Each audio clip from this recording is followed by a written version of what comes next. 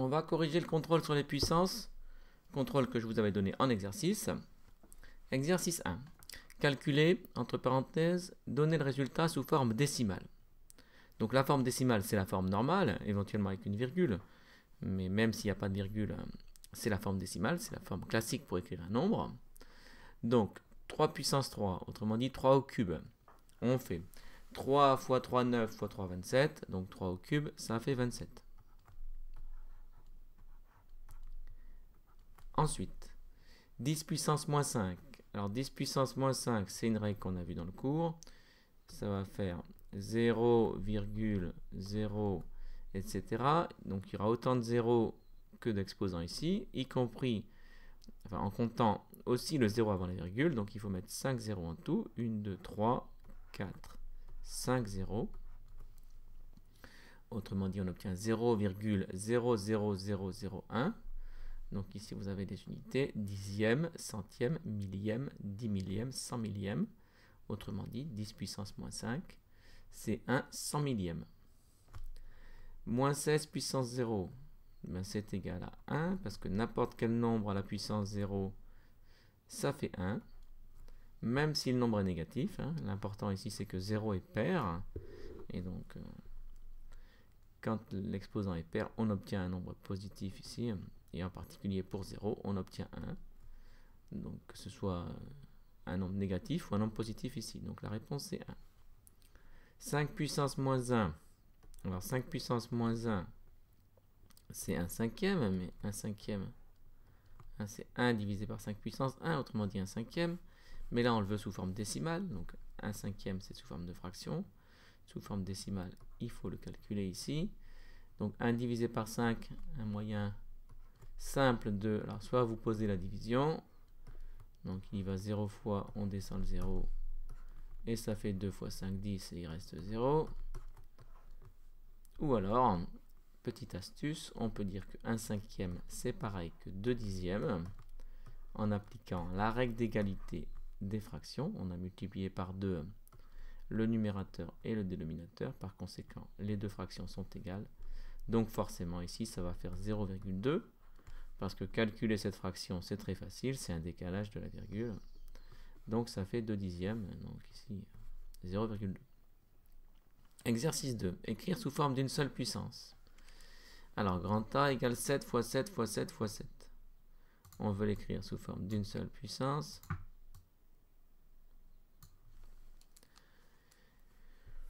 Donc on voit qu'il y a 4 facteurs 7. Donc, par définition de la puissance, eh bien ça, c'est 7 puissance 4. Ici, en revanche, 1 sur 7 fois 7 fois 7.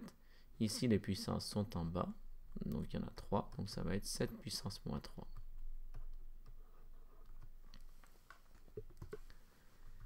Passons maintenant à l'exercice 3. Donc, donner l'écriture scientifique. Alors, ça, très important. Être capable, quand on a un nombre, de l'écrire en écriture scientifique.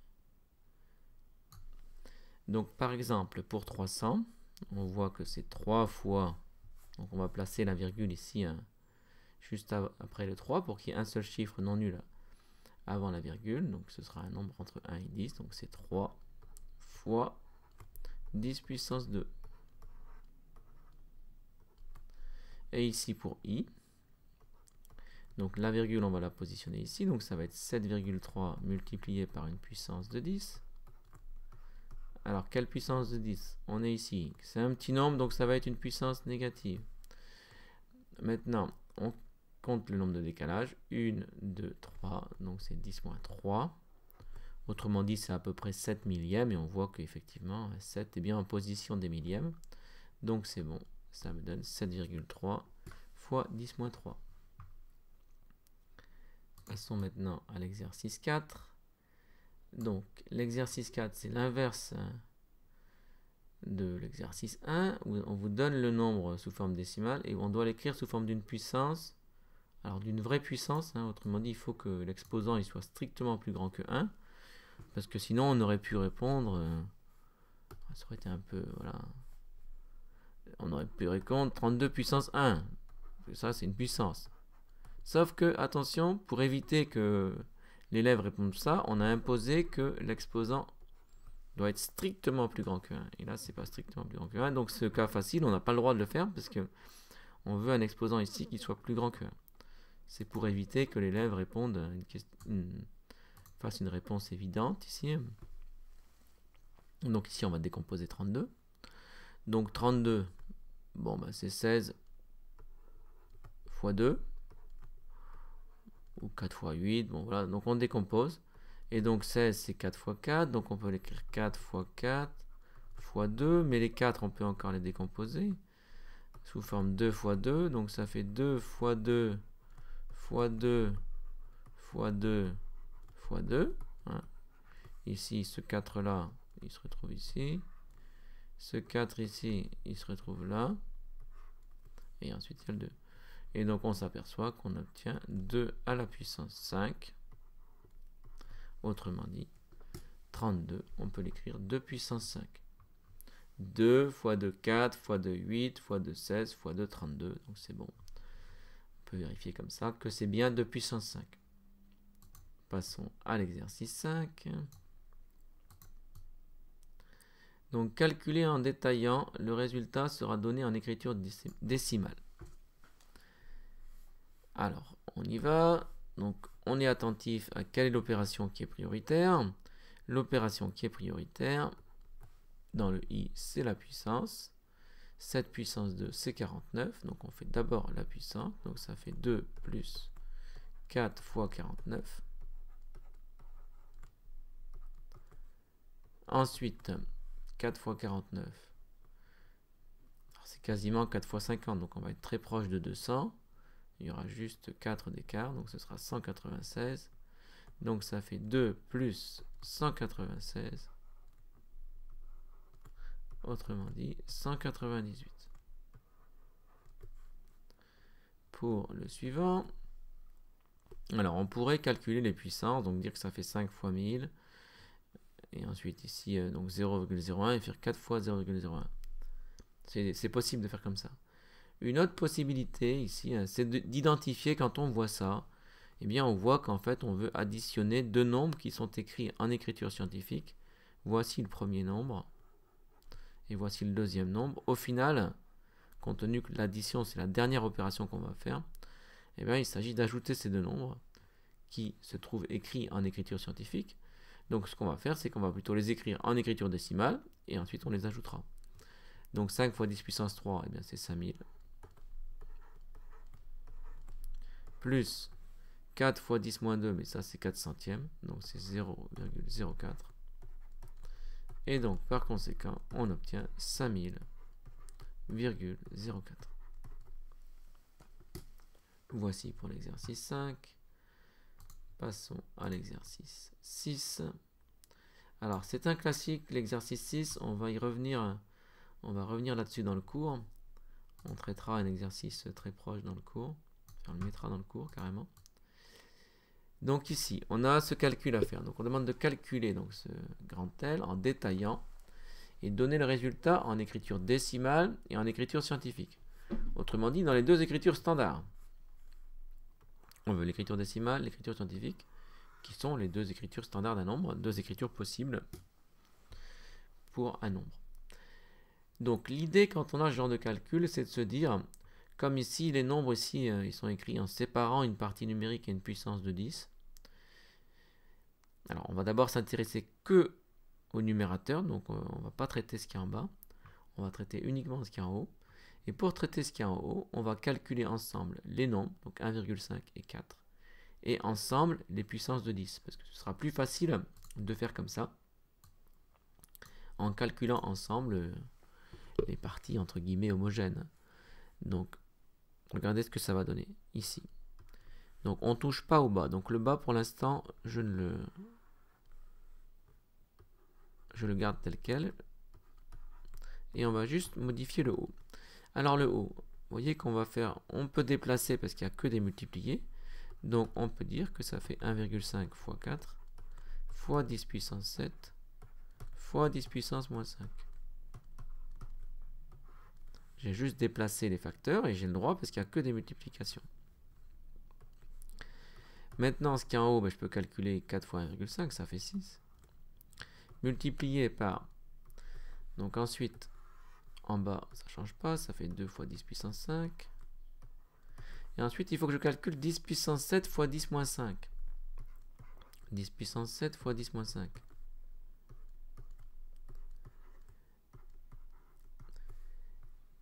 Alors, on sait que 10 puissance 7, c'est 10 fois 10. Donc, avec 7 facteurs 10. Donc, ça, ce sera 10 puissance 7. Multiplié par 10 moins 5. Mais 10 moins 5, c'est 1 sur... Donc, les 10, là, ils sont en bas. Et il y en a 5. Il n'y en a pas 7, il y en a 5. Et ce qui se passe, c'est que quand on va mettre tout ça au même... le 10 va aller ici, là. Il va aller au numérateur. Et ensuite, on pourra simplifier un certain nombre de facteurs 10. En fait, on pourra en simplifier 5, parce qu'il y en aura 5 en haut. Il y en a 7 en haut, hein, donc je peux en enlever 5. Et j'enlève tous ceux qui sont en bas. Et il en reste 2. Donc on obtient 10 puissance 2. Donc derrière ça, il existe une formule sur les puissances que vous verrez plus tard. Vous voyez, avec 7 et moins 5, on a fait 7 plus moins 5 et on a obtenu 2. Donc ici, c'est 10 puissance 2. Donc voilà la première étape. On a traité le haut. Donc maintenant qu'on a traité le haut, on va traiter la division. Et un peu avec la même idée, c'est qu'on va faire la division des nombres multipliée par la division des puissances. Parce que ce sera plus commode de faire comme ça. Donc j'écris quelque chose. Donc il va falloir vous convaincre que c'est vrai. On écrit ça. Alors pourquoi est-ce que j'ai le droit d'écrire ça et de faire ce calcul comme ça? Parce que c'est une règle sur les fractions. Quand on a par exemple deux fractions qu'on veut multiplier ensemble, donc a sur b multiplié par c sur d, on sait qu'il faut multiplier les numérateurs entre eux et les dénominateurs entre eux.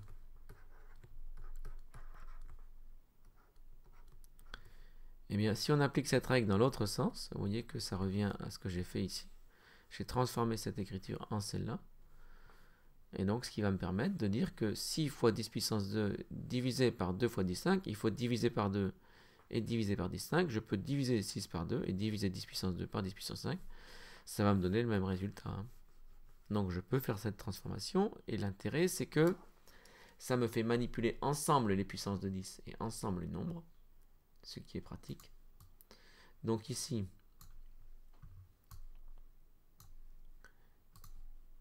on peut maintenant calculer 6 divisé par 2, ça donne 3. 10 puissance 2 sur 10 puissance 5, je vais simplifier 2 facteurs 10, il va rester 10 puissance 3 en bas, donc 10 moins 3. Donc on obtient 10 moins 3. Donc là, on a débouché directement sur l'écriture scientifique. Donc voilà l'écriture scientifique. C'est 3 fois 10 moins 3. Et on peut l'écrire sans problème en écriture décimale, en déplaçant la virgule. Ça, c'est 3 millièmes. Donc ça, c'est l'écriture décimale. Donc on a répondu à la question. Ce nombre ici, là, quand on le calcule, et vous rencontrerez souvent des calculs de ce genre quand on fait des problèmes, et bien voilà, on a obtenu 3 fois 10 moins 3 en écriture scientifique, autrement dit 0,003 en écriture décimale. Voici pour l'exercice 6. Passons maintenant à l'exercice 7. Alors, c'est une conversion, mais une conversion experte, parce qu'on va la faire avec des puissances de 10. Donc, c'est quelque chose que vous avez déjà vu dans les classes antérieures, mais là, on va vous demander d'être plus à l'aise et d'appliquer une technique plus élaborée. Autrement dit, on va appliquer une technique avec les puissances de 10. Alors, on veut convertir le rayon de l'atome d'hydrogène, qui est donc 2,5 fois 10-8 mm. Donc 2,5 fois 10-8 mm. On voudrait le mettre en angstrom. Donc dire que ça fait quelque chose angstrom. Dans ce genre de problème de conversion, alors c'est un des rares cas où on écrit des égalités avec des unités. En général, quand on fait les calculs, on ne met pas les unités, Mais quand on convertit, si, on met les unités pour que ça reste égal. Donc ce qui va se passer, c'est qu'on va écrire différentes lignes jusqu'à arriver à nanana angstrom. Donc le but, c'est de passer de millimètres à angstrom, sachant que, comme on sait qu'on peut passer de mètre à angstrom et de millimètre à mètre, on va d'abord passer en mètres, et une fois qu'on sera en mètres, on passera en angstrom. Donc on va le faire par étapes. On va d'abord transformer en mètres, et ensuite on transformera en angstrom. Alors déjà, ça, quand on veut le convertir en mètres, il faut transformer les millimètres ici en mètres. Et si on le fait avec la méthode experte, qui consiste à utiliser les puissances de 10, on va remplacer millimètres par combien ça fait en mètres, et 1 millimètre, c'est 1 millième de mètre, donc c'est 10 puissance moins 3 mètres. Donc on peut remplacer, on peut mettre que ça, c'est égal à 2,5 fois 10 puissance moins 8 fois 10 puissance moins 3, mais cette fois-ci mètres. Donc si on fait ça, on a converti les millimètres en mètres. Alors je pourrais faire le calcul, mais je ne vais pas le faire tout de suite, je le ferai à la fin. Je le ferai quand j'aurai les angstroms. Étape suivante, maintenant, comme je sais que 1 angstrom c'est 10 puissance moins 10 mètres, dans l'autre sens, forcément, 1 mètre c'est 10 puissance 10 angstrom. Donc pour passer un angstrom, c'est 10 puissance 10 fois plus petit qu'un mètre, donc 1 mètre c'est 10 puissance 10 fois plus grand qu'un angstrom. Donc à la place de mètre, on va pouvoir écrire 10 puissance 10 angstrom. Donc ça me donne 2,5 fois 10 puissance moins 8 fois 10 moins 3 fois 10 puissance 10 angstrom.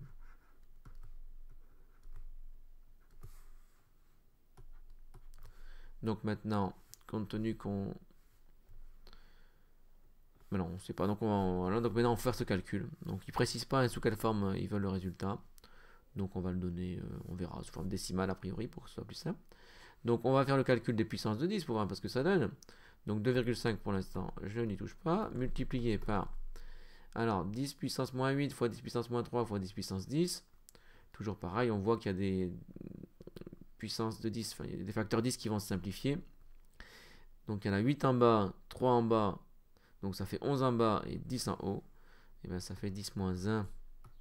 Il reste 1 en bas. Donc ça fait 2,5 fois 10 moins 1 angstrom.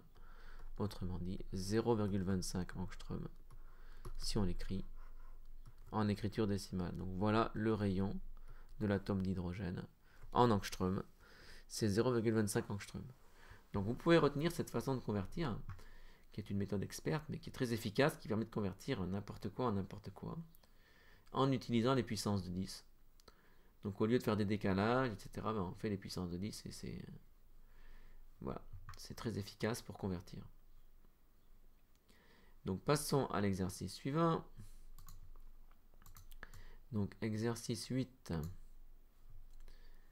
Un cadenas est constitué de 5 cylindres. Sur chacun est inscrit une lettre entre A et H, incluse. Combien de combinaisons est-il possible de former? Donnez le résultat sous forme d'une puissance de 2. Alors, on a un cadenas qui est un peu particulier parce que devant chaque cylindre, ici, là, vous avez... Alors là, je vais mettre à plat le cylindre. Vous pouvez mettre A, B, ou C, ou D, etc. jusqu'à H. Donc, s'il y a un seul cylindre, vous avez 8 possibilités. Mais si vous avez un deuxième cylindre, eh bien, pour chacune des possibilités, vous avez encore 8 possibilités différentes. Donc, ça fait 8 fois 8 possibilités. Vous pouvez faire AA, AB, AC, AD, etc. Donc, il y a 8 fois 8 possibilités. Et donc, s'il y a 5 cylindres, il va y avoir 8 puissance 5 combinaisons possibles. Donc, on va appeler N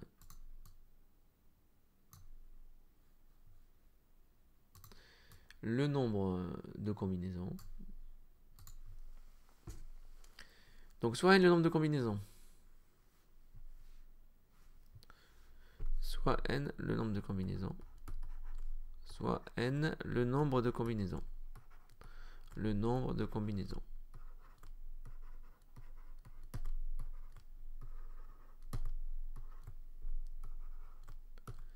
N, c'est forcément égal à 8 puissance 5, parce qu'il y a 5 cylindres. Alors, ce qui est étonnant, c'est qu'il vous demande le résultat sous forme d'une puissance de 2. A priori, moi, le résultat, je l'ai sous forme d'une puissance de 8.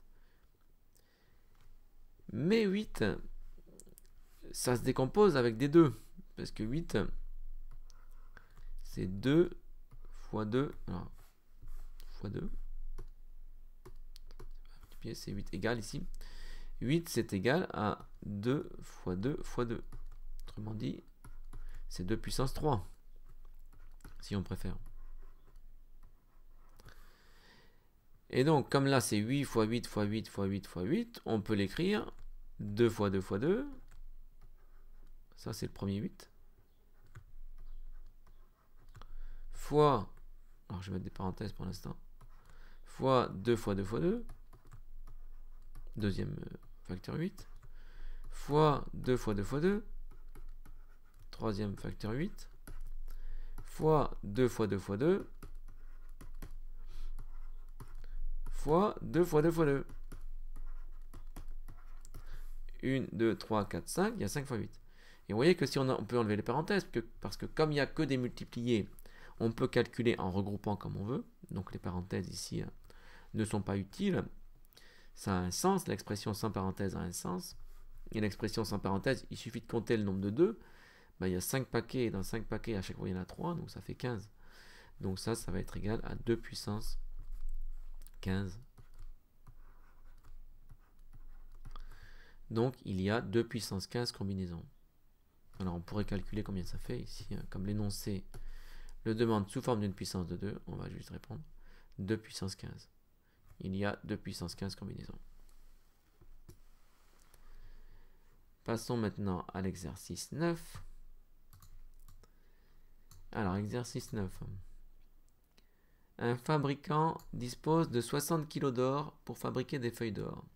Chacune de ces feuilles d'or pèse 3 cg. Calculez le nombre de feuilles d'or que le fabricant pourra obtenir. Donnez le résultat en écriture scientifique.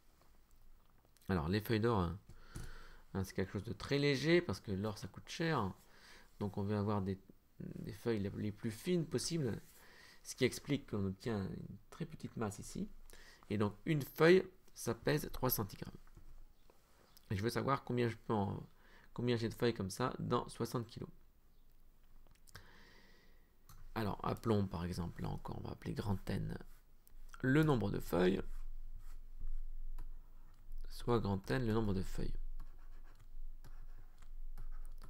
Le nombre de feuilles. La question, c'est combien de fois je peux mettre 3 cg dans 60 kg. Le problème, c'est que ce n'est pas la même unité. C'est une division, il faut diviser la masse d'or totale par la masse d'une feuille, sauf qu'il faut la mettre dans la même unité. Donc, soit on met tout en centigrammes, soit on met tout en kilos. Donc, il faut faire un choix. Donc, par exemple, eh bien, on va faire le choix de mettre tout en kilos. C'est un peu comme on veut. Donc, si on met tout en kilos, il faut convertir 3 centigrammes en kilogrammes. Eh bien, on va appliquer la méthode qu'on a vue tout à l'heure.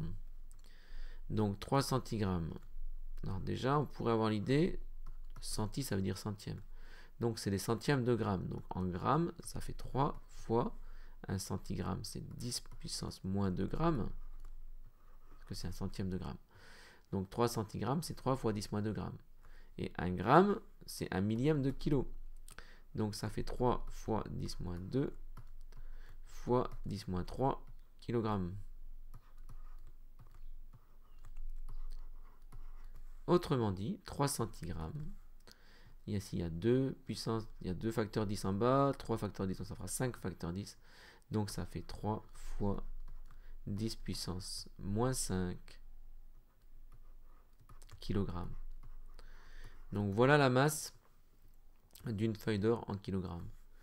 Comme maintenant les deux, on peut utiliser ici la masse qui est en kilogrammes. Donc, grand N, ça va être égal à 60 divisé par 3 fois 10 moins 5. Pour faire ça, on peut appliquer la technique qu'on a vue tout à l'heure. Dire que ça fait 60 sur 3 multiplier. Là, c'est un peu particulier. Je vais imaginer qu'il y a 1 ici. Donc, c'est fois 1 sur 10 moins 5. 60 divisé par 3, ça fait 20. Donc, on obtient 20 fois l'inverse de 10 puissance moins 5. Mais par définition même d'une puissance d'exposant négative, ça fait 10 puissance 5. Et donc, ça fait 2 fois 10 puissance 6. Autrement dit, 2 millions. Je vais le laisser comme ça. Et donc dire que le nombre de feuilles d'or que le fabricant peut obtenir est 2 fois 10 puissance 6. Ou le fabricant peut obtenir 2 fois 10 puissance 6 feuilles d'or. Donc 2 millions, si on préfère. Bon, ici, comme l'énoncé demandé en écriture scientifique, on l'écrit 2 fois 10 puissance 6.